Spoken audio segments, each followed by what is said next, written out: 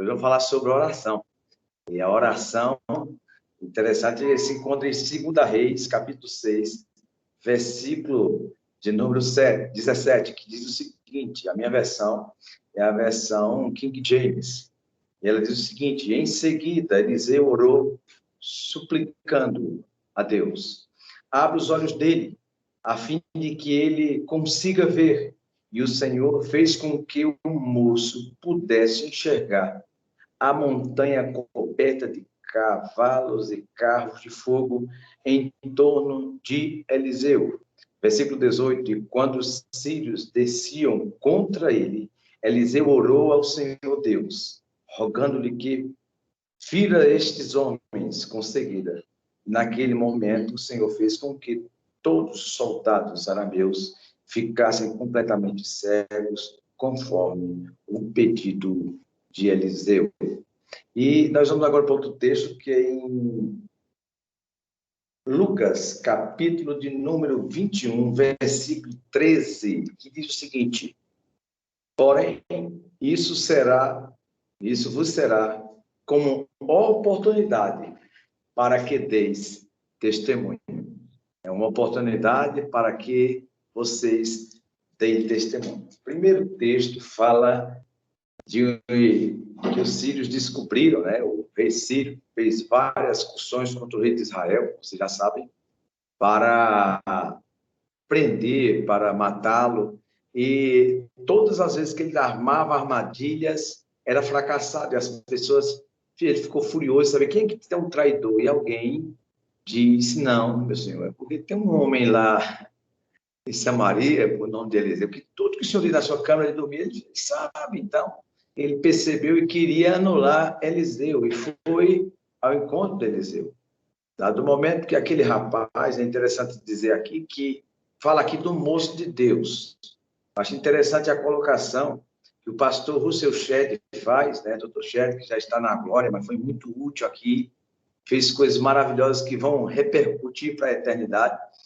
O Dr. Shedd dizia uma coisa interessante. Esse moço aqui, que muitos dizem, eu vi um pregador dizendo que Geazi ou Geazi, eu gosto de dizer Geazi, né?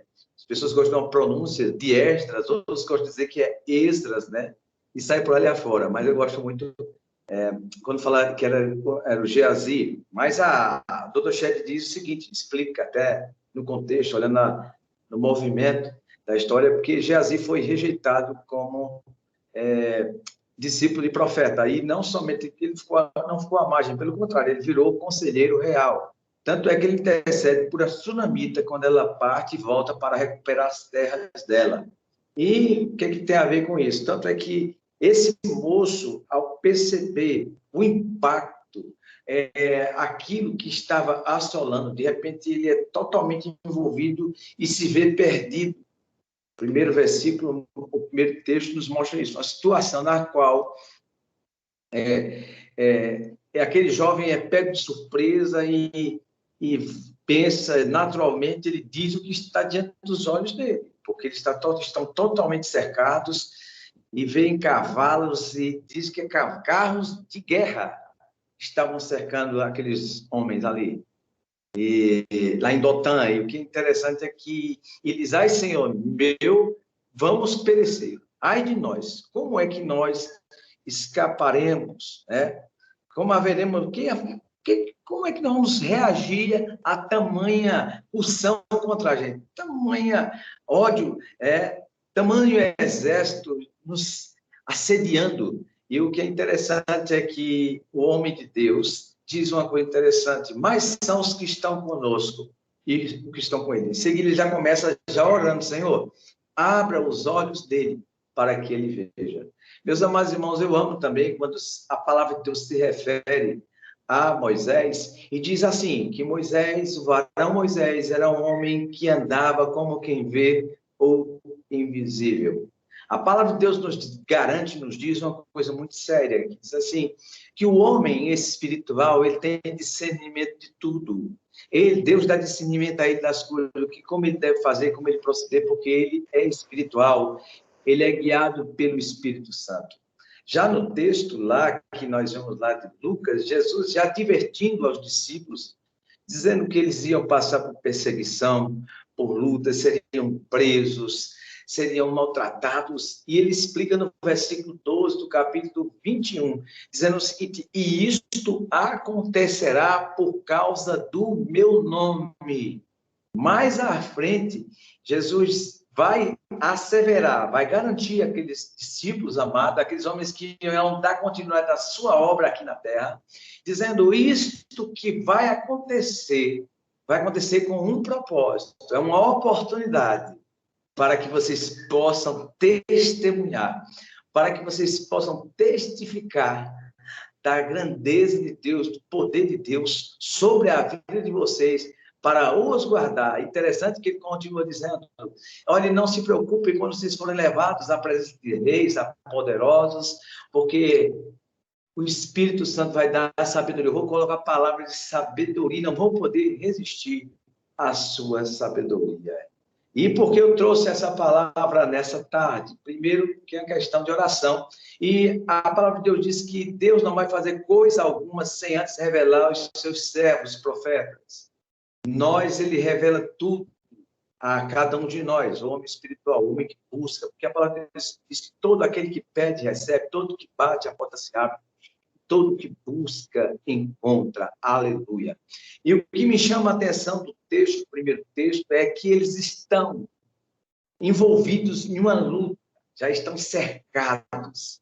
O bote já está preparado para aniquilar eles. E é uma surpresa para aquele jovem. Para Eliseu, não. Eliseu se levanta e fica, e ele se vê perdido, o rapaz se vê perdido, se vê angustiado. Quantas vezes nós nos sentimos assim? Nós nos sentimos como estamos cercados, como estamos sem poder nenhuma, fugiu de nós toda a coragem, porque nós nos vemos totalmente apertados e sem condição alguma de reação, de escape, de saída. E o desafio, irmãos, para um homem espiritual, como a palavra de Deus nos declara claramente, nós não andamos por vista, aleluia, mas sim por fé.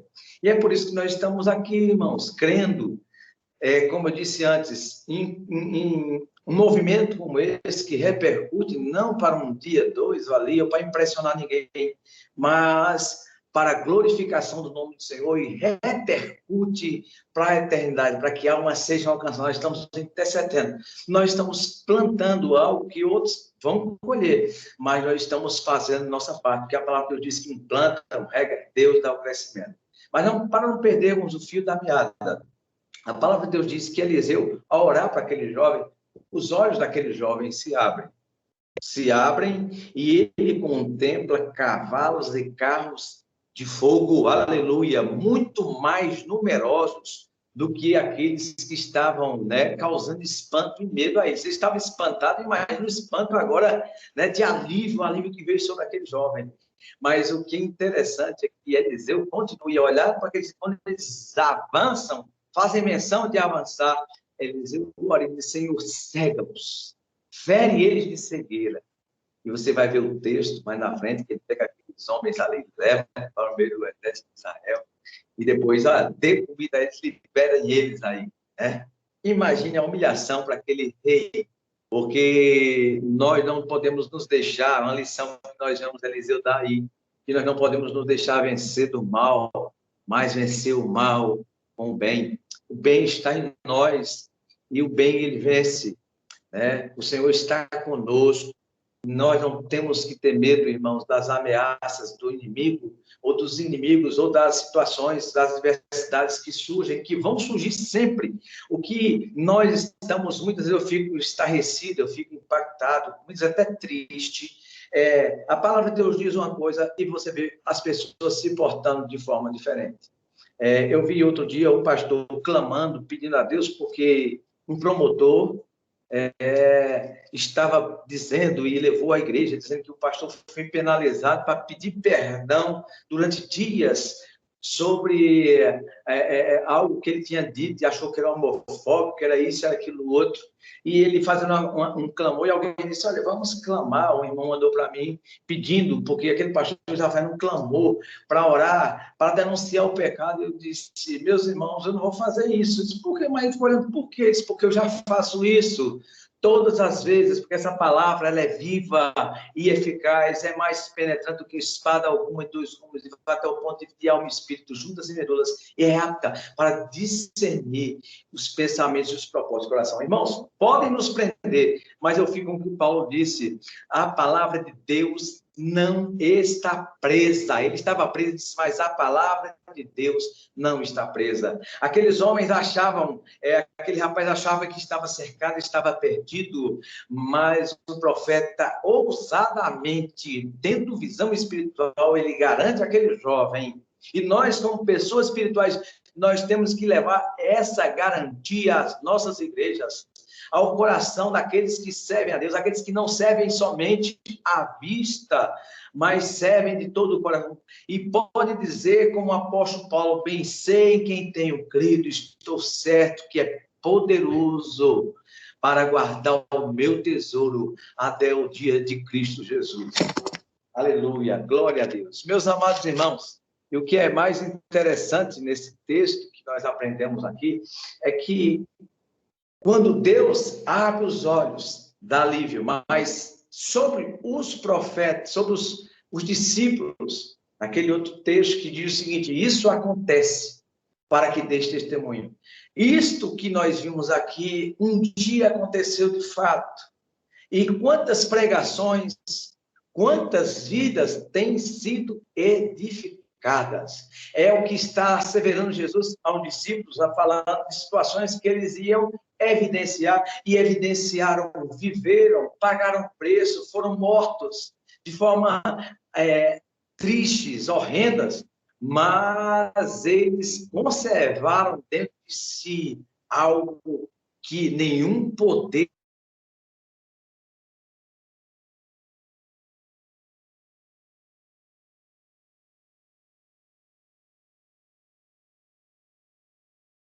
tribulação, angústia, perseguição, perigo, espada, altura, profundidade.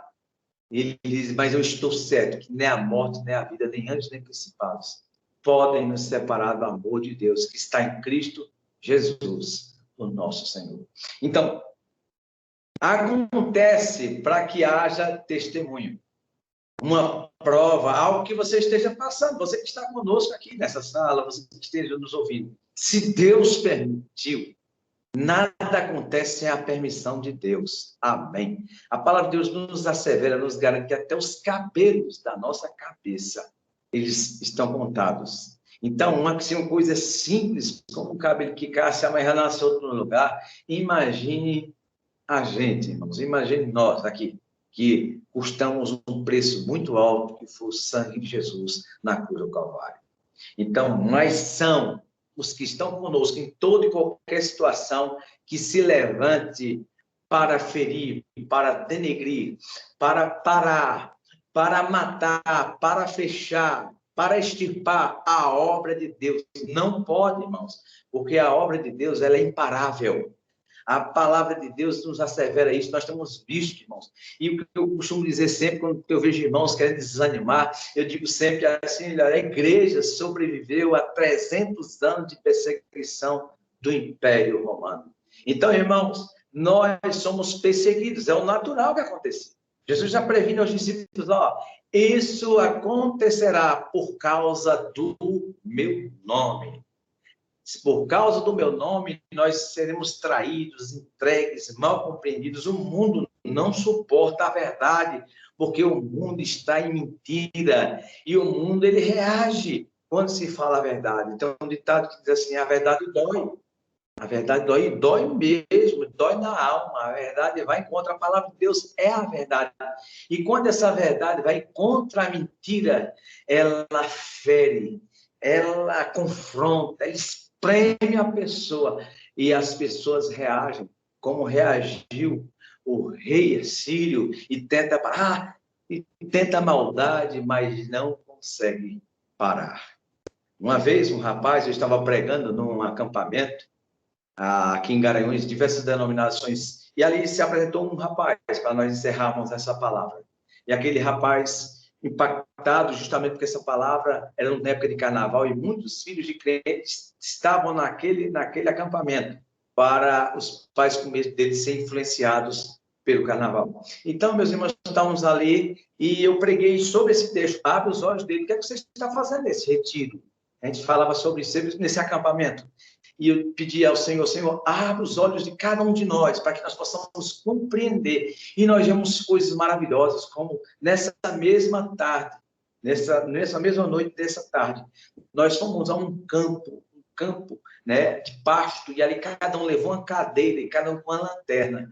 Nós ali começamos, jovens, começaram a confessar os seus pecados, pedindo perdão pelos seus pecados, falando da sua fraqueza e falando da sua confiança em Deus. Mais de 25 jovens estavam ali chorando, clamando ao Senhor por perdão, e não somente perdão, agradecendo por alívio e sentir a presença de Deus que perdoa, que restaura e que dá direção à nossa vida. Hoje são homens feitos. E aquele rapaz, um desses rapazes que estavam na pregação durante a manhã, disse assim: meu amado, eu fiquei profundamente impactado. Eu disse, por quê? Justamente porque eu falei sobre a oração, que a oração, ela abre os olhos do nosso espírito, do nosso coração. E aquele rapaz disse, por que você está assim? E eu percebi, irmão, no comportamento daquele rapaz, que ele tinha uma namorada, e aquele namoro, sabe, de casamento mesmo. Não só namoro de casamento, naquele namoro bem chegado mesmo, bem chiclete. Eu só vou se você for, vocês sabem o que eu estou dizendo, né? Aquele namoro bem pegajoso. E pessoas maravilhosas, mas a gente via que o relacionamento, sabe, ia ter proporções de casamento futuro, porque havia uma afinidade. E eles estavam ali, meus amados irmãos, e de repente ele se viu, foi impactado por aquela palavra, e olhando para mim, ele disse, por que você está assim? Porque um certo tempo, está com anos que eu não oro. Incrível, né, irmãos? Está com anos que eu não oro. E eu perguntei o que houve. O que houve porque você não ora há tanto tempo? E ele disse a mim, é porque uma vez eu era adolescente na igreja e eu disse uma palavra errada na oração. E aí eu fui massacrado pelos meus amigos. Meus amigos me massacraram e eu fiquei angustiado porque meus amigos ali, e ali, meus irmãos, o que mais interessante, eu olhei para ele, comecei a argumentar com ele. E aí fugi um pouco do contexto e ele disse, vem cá, rapaz. Mas, rapaz, você... Por quê? Porque eu amo muito Jesus. Eu amo muito Jesus. Pensa, glória a Deus que você ama muito Jesus. E o que mais me chama a atenção, meus irmãos, é que aquele rapaz começou a abrir o coração e eu perguntei a ele, vem cá, sinceramente, você ama Jesus? Amo Jesus, bênção. Glória a Deus, eu fico muito feliz que você foi tocado, eu fui bênção na sua vida. Mas, menino, esse namoro é para casamento? Ele disse, é para casamento. A gente namora, quem é crente, a gente namora, é para casar mesmo. Que coisa maravilhosa isso. Graças a Deus. E quando eu olhei para ele, eu disse, me diga uma coisa, há quanto tempo vocês namoram? Ele disse o tempo que era. E eu disse, vocês sempre conversam assim? Como é? E era naquele tempo que não tinha celular, meus irmãos. E eu ligo até 3 vezes para ela. Quando eu saio da casa dela, me despeço dela. Quando eu chego em casa, eu tenho a obrigação de ligar para dizer que cheguei bem, tudo tal, muito bem. E eu perguntei, você consegue passar um dia sem falar com ela? Disse, não, não consigo. Interessante, é verdade. Mas me diga uma coisa, fala sério, você ama Jesus? Amo, amo muito. Vem cá. E aí, por que vocês amam? Não, porque ele é a vida, e começou a dizer algumas coisas. E ali, irmãos, Deus me deu sabedoria para perguntar a ele. Você ama mais a Jesus ou a sua namorada? E ele disse, claro que é Jesus. Claro que é Jesus, meu amado. Porque a namorada pode me decepcionar, o relacionamento pode se acabar. Isso, muito bem. Glória a Deus por este entendimento. Mas o que eu gostaria de dizer a você é o seguinte, você ama mais Jesus que a sua namorada? Claro, todos os senhores, muito bem. Interessante, você diz que ama Jesus mais que a sua namorada e você todo dia, no mínimo, conversa 3 vezes com ela por dia e está com anos que você ama tanto Jesus e está com anos que você não fala com ele. Que dureza, irmãos, que conversa difícil, né? Mas foi necessária para que os olhos daquele rapaz se abrissem. São experiências como essa. Eu não gostaria de falar aqui de palavras difíceis, palavras de língua, não sei o que lá, mas contar a história, a aplicação para a nossa vida. E a minha oração naquele dia para aqueles rapazes foi: Senhor, abra os olhos deles, para que eles possam enxergar, para que eles possam ver, para que esse rapaz possa ver. E, infelizmente, meus irmãos, aquele rapaz ouviu, se quebrantou, chorou, mas o namoro deles continuou. Mas ele não dedicou o mesmo amor que ele disse que dizia, com o que tinha para o Senhor, como tinha para a namorada. Mas o relacionamento que ele tinha com aquela mulher, eles chegaram a casar, mas não vingou. Infelizmente, o casamento deles foi por água abaixo, mesmo eles tendo conversado 3 vezes por dia. E um relacionamento eterno, eu fico pensando assim, né? É uma vergonha, porque tem gente que diz que tem um relacionamento, tem estreito, sou amigo de Deus, sou íntimo de Deus, e não tem esse prazer de orar e buscar a sua presença. Então, que fique para nós o seguinte: tudo que acontece, acontece com um propósito. E que propósito é esse, homem de Deus? O propósito é simples, é uma oportunidade da gente testemunhar. É uma oportunidade de você ver que você é pequeno e Deus é grande. É uma oportunidade de você ver que o seu poder, como disse o apóstolo Paulo, ele se aperfeiçoa na nossa fraqueza. A minha gratidão a Deus, você que está conosco. E o que é que tem um texto a ver com o outro? Tem tudo a ver, porque disse em um texto há uma prevenção de males que possam acontecer e virem sobrevir sobre aqueles que servem de ser presos, serem maltratados, caluniados, traídos. Nós vemos aqui na prática como acontece, como deve ser a postura. Hoje nós estamos vendo testemunho aqui. Testemunho de pessoas que ouviram, que foram edificadas, que foram transformadas. Talvez você que esteja conosco nessa tarde foi impactado por essa mesma palavra. Abra os olhos dele. O nosso pedido é que o Senhor abra os olhos dos nossos parentes, nossos amigos, para que eles possam ter a mesma fé que nós temos, para que nós possamos compartilhar da mesma visão. Porque a Bíblia diz que o homem natural não vê as coisas espirituais, né? E por isso que para ele parece loucura. Mas quando os olhos deles são abertos, eles compreendem que nós vivemos o que sentimos e aquilo que repartimos. A minha gratidão a Deus por este momento, por toda a equipe que tem se empenhado, que intercedeu para que esse momento aconteça e para que tem orado para que esse momento vá adiante. E que esta palavra, que ela é eterna, ela não muda, ela é imutável, ela continua transformando, redirigindo, corrigindo, avivando, edificando, ela possa bradar em cada um dos nossos corações. A minha gratidão a Deus, muito obrigado por a oportunidade, meus amados, e que o Senhor esteja firmando os nossos passos na sua palavra, não em ameaças, mas quando as ameaças virem, aí você vai perceber: opa, isso está acontecendo porque Jesus nos prendeu. É por causa do nome de Jesus. Esse ódio, Jesus Cristo disse: se me odiaram, odiaram também. Se me rejeitaram, então está acontecendo por causa de Jesus. Não é uma coisa normal.